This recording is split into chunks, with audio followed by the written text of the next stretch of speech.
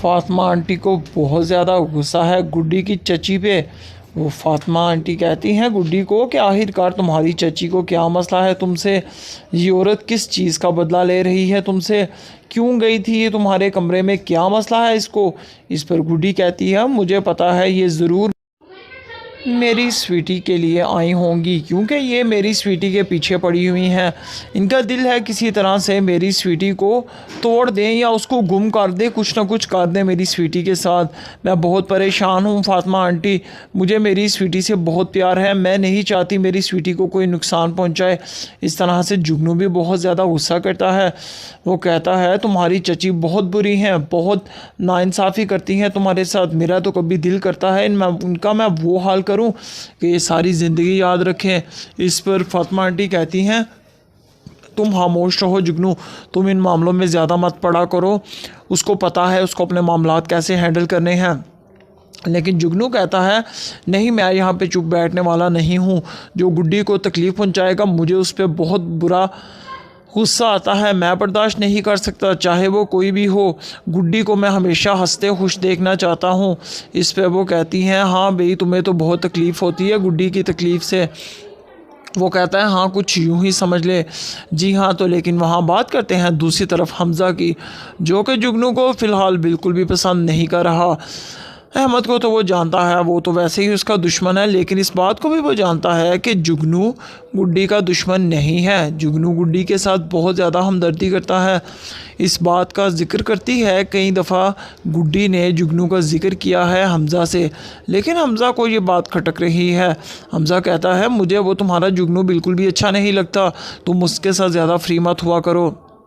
इस पे वो कहती है नहीं हमज़ा, जुगनू भाई बहुत अच्छे हैं, मेरी बहुत केयर करते हैं, मेरी खाने पीने का, मेरी हर चीज़ का बहुत ख्याल रखते हैं। लेकिन जहाँ पर हमज़ा को जलन महसूस हो रही है, जी हाँ, तो वो बहुत ज़्यादा जेलस फील कर रहा है और वो कहता है मेरे सामने तुम आइंदा से जुगनू का नाम नहीं लोगी।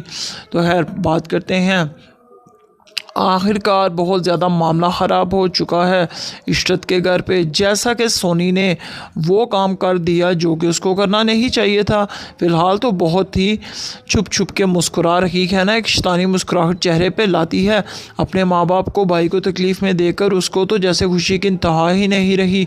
ये काम करते वक्त उसको कोई शर्मिंदगी दूर, कोई अफसोस ही नहीं है।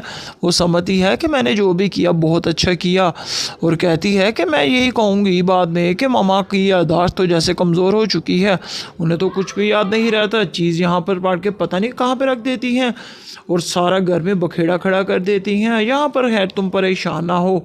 इस पर वो कॉल करती है फाक और उसको कहती है फाक देखो मैंने तुम्हारे लिए वो कर दिया जो तुम चाहते थे। और वो कहते हैं अब ऐसा क्या कर दिया है तुमने। वो कहती है अफाक पैसों का बंदोबस्त मैंने कर लिया है और तुम मौका मिलते ही आ जाना, मैं तुम्हें पैसे वापस कर दूंगी, तो तुम पैसे ले जाना। और खैर मैं एक बात कह देती हूँ, पैसे जल्द ही दे जाना, क्योंकि हमारे घर में बहुत ज़्यादा हंगामा हो चुका है। बाबा बहुत ज़्यादा परेशान है और मामा पर भड़क रहे हैं, मामा की तबीयत भी ख़राब है लेकिन मुझे कोई फ़र्क तो नहीं पड़ता, बस तुम जल्दी से फिर भी अरेंज कर देना, हमारे घर के मामलात ख़राब हो रहे हैं। इस पर वो कहता है तुम फिक्र ही ना करो, मैं सारा कुछ लुटा दूंगा। लेकिन यहाँ पे ये परेशानी हमज़ा तो बताता नहीं है। गुड्डी को ख्वाब आ जाता है कि उसकी खाला इशरत बहुत परेशान है और उसको अपने पास बुला रही हैं, और वो कहती है हमज़ा को कॉल करके खाला जान ठीक तो है ना, मुझे ख्वाब में बहुत ज़्यादा आ रही हैं।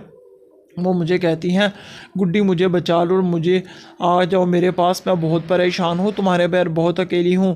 और इस पर हमज़ा कहता है हाँ घर पे कुछ भी नहीं ठीक, वो मेरे दिए हुए 50 लाख वो चोरी हो चुके हैं। इस पर गुड्डी बहुत ज़्यादा परेशान हो जाएगी। और जी हाँ, तो यहाँ पे उम्मीद तो है कि वो फ़ौरन अपनी खाला जान के पास पहुँच जाएगी।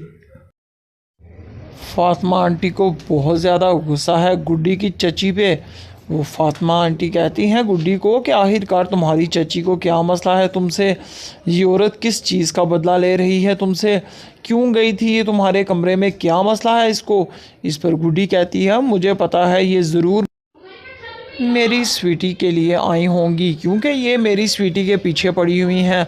इनका दिल है किसी तरह से मेरी स्वीटी को तोड़ दें या उसको गुम कर दें, कुछ ना कुछ कर दें मेरी स्वीटी के साथ। मैं बहुत परेशान हूँ फातिमा आंटी, मुझे मेरी स्वीटी से बहुत प्यार है, मैं नहीं चाहती मेरी स्वीटी को कोई नुकसान पहुँचाए। इस तरह से जुगनू भी बहुत ज़्यादा गुस्सा करता है। वो कहता है तुम्हारी चची बहुत बुरी हैं, बहुत नाइंसाफ़ी करती हैं तुम्हारे साथ। मेरा तो कभी दिल करता है उनका मैं वो हाल करूं कि ये सारी ज़िंदगी याद रखें। इस पर फातिमा आंटी कहती हैं तुम खामोश रहो जुगनू, तुम इन मामलों में ज़्यादा मत पड़ा करो, उसको पता है उसको अपने मामलात कैसे हैंडल करने हैं। लेकिन जुगनू कहता है नहीं, मैं यहाँ पे चुप बैठने वाला नहीं हूँ। जो गुड्डी को तकलीफ़ पहुँचाएगा मुझे उस पर बहुत बुरा गुस्सा आता है, मैं बर्दाश्त नहीं कर सकता, चाहे वो कोई भी हो। गुड्डी को मैं हमेशा हंसते खुश देखना चाहता हूँ। इस पे वो कहती हैं हाँ भाई, तुम्हें तो बहुत तकलीफ़ होती है गुड्डी की तकलीफ़ से। वो कहता है हाँ, कुछ यूं ही समझ ले। जी हाँ, तो लेकिन वहाँ बात करते हैं दूसरी तरफ हमज़ा की, जो कि जुगनू को फ़िलहाल बिल्कुल भी पसंद नहीं कर रहा।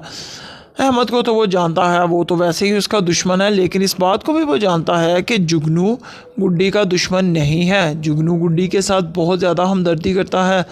इस बात का जिक्र करती है, कई दफ़ा गुड्डी ने जुगनू का जिक्र किया है हमज़ा से, लेकिन हमज़ा को ये बात खटक रही है। हमज़ा कहता है मुझे वो तुम्हारा जुगनू बिल्कुल भी अच्छा नहीं लगता, तुम उसके साथ ज़्यादा फ्री मत हुआ करो।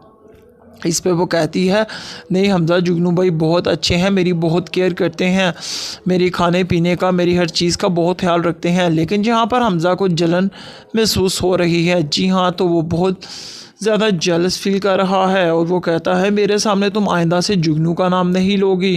तो खैर बात करते हैं, आखिरकार बहुत ज़्यादा मामला ख़राब हो चुका है इशरत के घर पे। जैसा कि सोनी ने वो काम कर दिया जो कि उसको करना नहीं चाहिए था।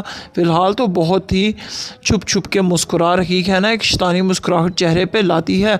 अपने माँ बाप को, भाई को तकलीफ़ में देकर उसको तो जैसे खुशी की इंतहा ही नहीं रही। ये काम करते वक्त उसको कोई शर्मिंदगी दूर, कोई अफसोस ही नहीं है।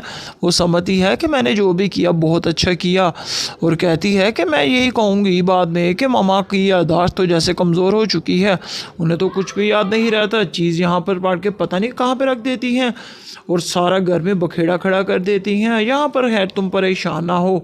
इस पर वो कॉल करती है फाक और उसको कहती है फाक देखो, मैंने तुम्हारे लिए वो कर दिया जो तुम चाहते थे। और वो कहते हैं अब ऐसा क्या कर दिया है तुमने।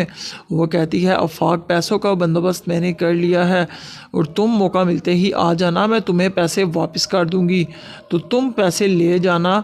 और खैर मैं एक बात कह देती हूँ, पैसे जल्द ही दे जाना, क्योंकि हमारे घर में बहुत ज़्यादा हंगामा हो चुका है।